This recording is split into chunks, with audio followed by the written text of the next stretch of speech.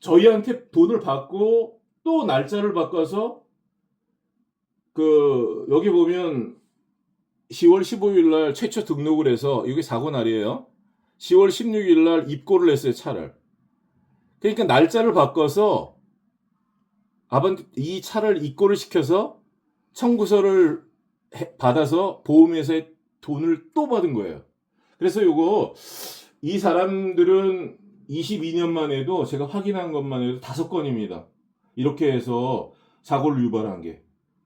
그래서 요거는 보험 사기입니다. 명백한 보험 사기인데 우리나라 보험 사기 액수가 이렇게 증가하고 있어요. 1조 1164억입니다.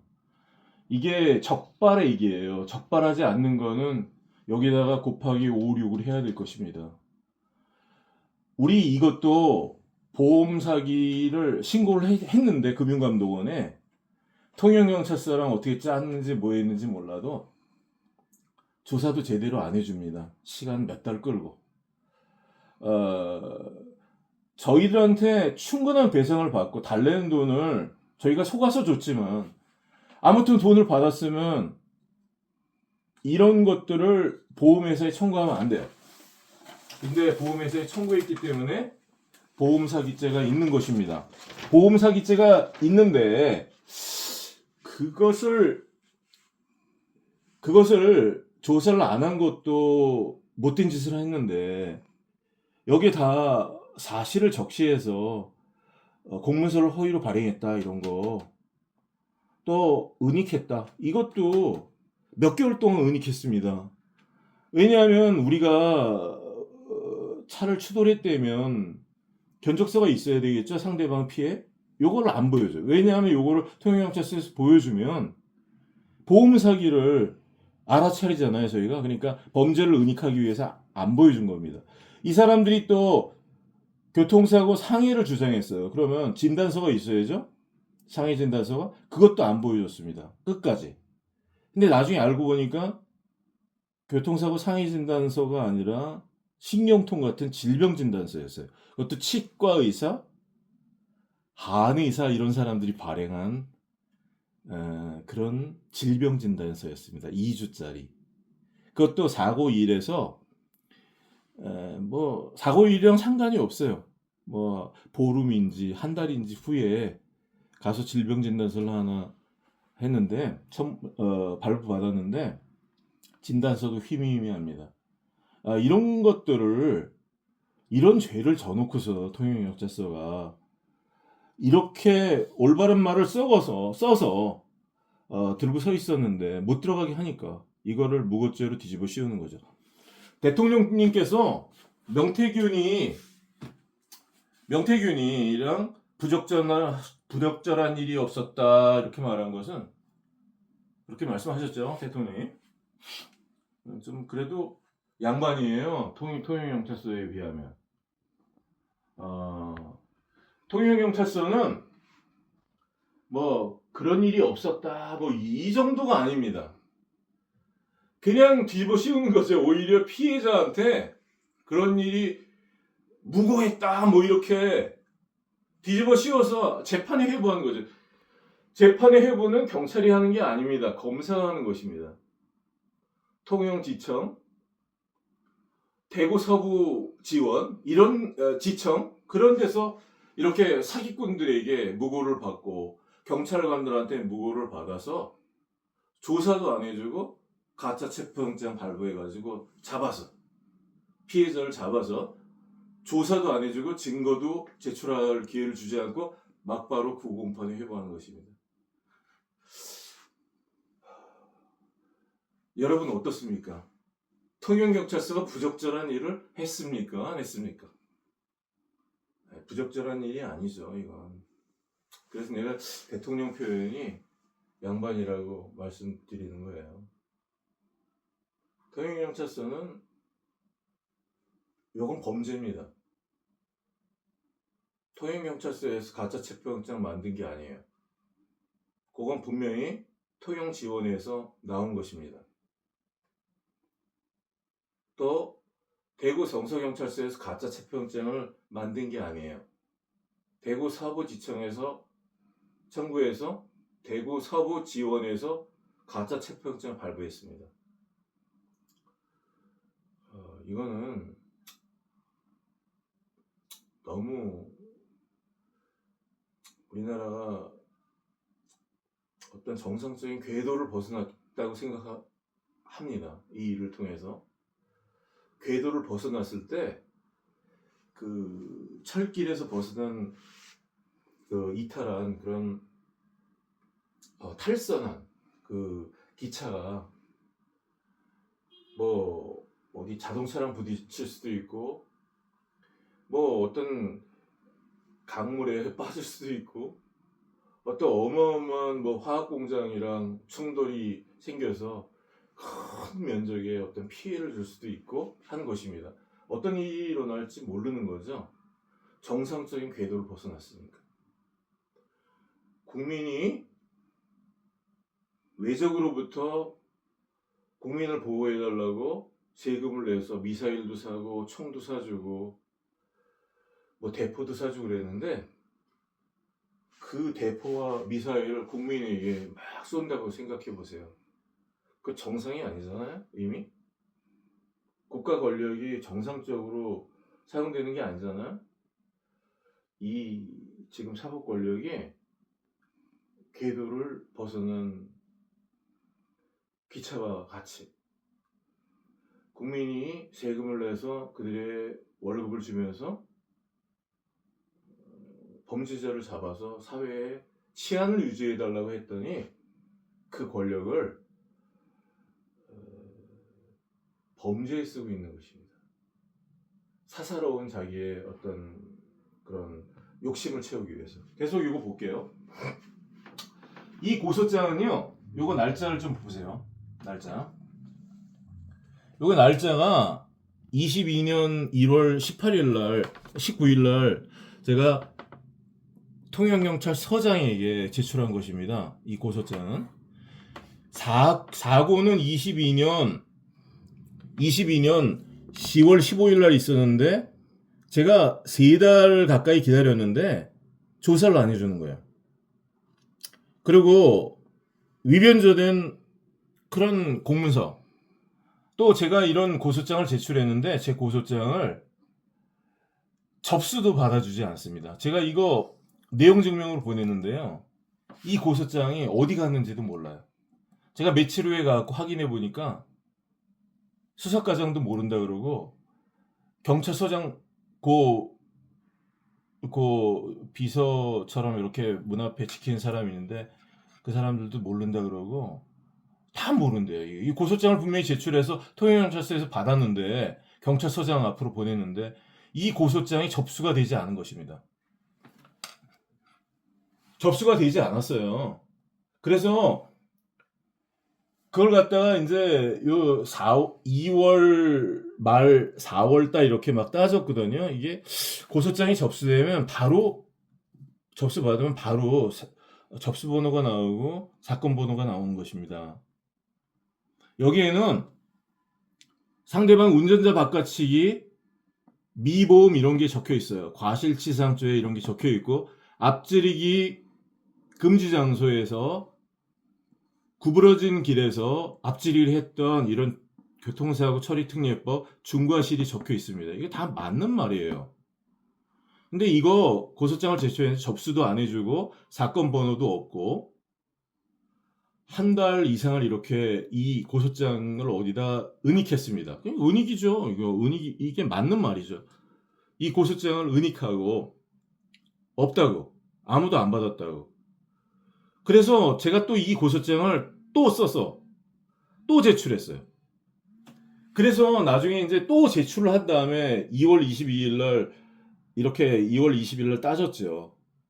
그랬더니 또 이렇게 사건 번호 뭐 이렇게 사건 번호를 2개를 만들어서 또 나중에 1개를 만들어서 요 고소장 하나로 3가지 사건을 만든, 3개 접수 번호를 만든 것입니다. 이 고소장 하나로 3개의 접수 번호를 만든 거예요. 자, 여기 보세요. 이게 경찰청에서 발부받은 킥스의 통영경찰서 관련 제 사건에 관련된 것입니다. 이 사건에 저는 피해자 자격입니다. 제 고소장을 접수했으면 요 날이 1월 19일이면요. 23년 1월 19일이면 요게 그거거든요. 여기 보면 2월 22일 날 접수된 걸로 나와요. 1월 19일 날 접수돼야 되는데 이것도 제가 따지고 막 여러 번 찾아가서 이렇게 접수라도 시켜준 겁니다. 이거 위법입니다. 이거 불법이고. 그리고 이렇게 하고 접수만 이렇게 올려놓고 고소인 보충 조사도 안 해주고 조사도 안 해줬습니다. 그리고 보세요. 요 번호가 요 번호입니다. 요 번호. 요 뒤에 이제 808로 되어 있는 거예요, 요 번호. 예. 요 번호로 해서 여기 808 여기 있네요. 네. 요게 요건데요. 이제 한 달 지나갖고 킥스에 올렸는데 요것도 제가 좀 이상해서 나중에 알고 보니까 이 고소장 하나로 사건을 3개를 만든 거예요. 사건을 왜 3개를 만들겠습니까? 나쁜 짓을 하려고 만드는 거지. 사건을 3개를 만들면 뭐 하겠어요? 하나도 조사를 안 해주는데. 이렇게 많은 숫자를 만들어서 제가 똑같은 걸로 반복적으로 경찰관들을 괴롭히고 무고로 신고했다 이런 죄를 뒤집어 씌운 겁니다. 이 숫자가 많으면 많을수록 저한테 무고죄를 또 씌울 수 있는 명분이 생기잖아요. 그러니까 제가 고소장 하나 제출했는데 사건 번호 하나 나와야 되는데 3개가 나오게 한 거예요. 이렇게 한 겁니다. 더덕더덕 뭐 범인 도피죄 무슨 죄 저한테 알리지도 않고 막 사건 번호를 만들어서 정말 서류상 중죄인을 만들었어요. 고소장을 받아서 은닉하고 킥스에 올리지 않고 이거 불법입니다. 그렇게 하고 사건 번호를 하나 만들어야 되는데 3개를 만들어서 고소인 보충 조사도 안 해주고 저는 이거 고소인 보충 조사 받은 적이 없어요. 또 이 사람들도 제 고소장 관련 사건 조사 받은 적이 없습니다. 피고소인들. 이렇게 해놓고선 그냥 통영지청 또 통영지원에 어떤 줄과 빽이 있는지 모르지만 거기다가 피해를 당한 피해 시민을 피의자로 만들어서 재판에 회부해서 지금 1년 이상 이렇게 재판을 진행하고 있는 것입니다. 제가 지난번에 이렇게 보여드렸지만 이런 영상들 같은 위치에서 사진을 찍은 건데 요게 제 팻말이고 요게 철제 구조물인데 다 조작이죠. 이 사진이 조작 사진입니다. 이 뒤에 건물 촬영 각도로 볼 때 요 부동산 5% 광고는 오른쪽으로 한참 가야지 걸려있는 광고예요. 제 머리 뒤에 나올 수가 없습니다. 그리고 여기 있는 안경 광고도 여기서 한 200m 걸어가야지 길 건너편에 있는 광고예요. 여기서 나올 수가 없습니다. 그리고 요 철제 구조물은 나오는데 어떤 각도로 찍어도 요 담벼락이 나오지 않을 수가 없어요. 통영에서는 요 담벼락이 이게 지금 없습니다.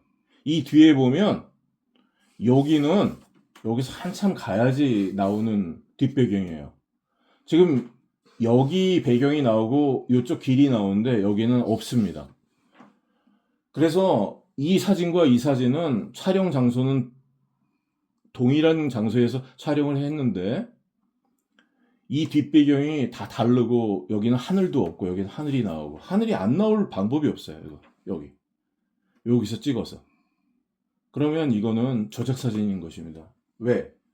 제가 여기 서 있었던 적이 없는데 5월 2일 날 여기 서서 불특정 다수인들 앞에서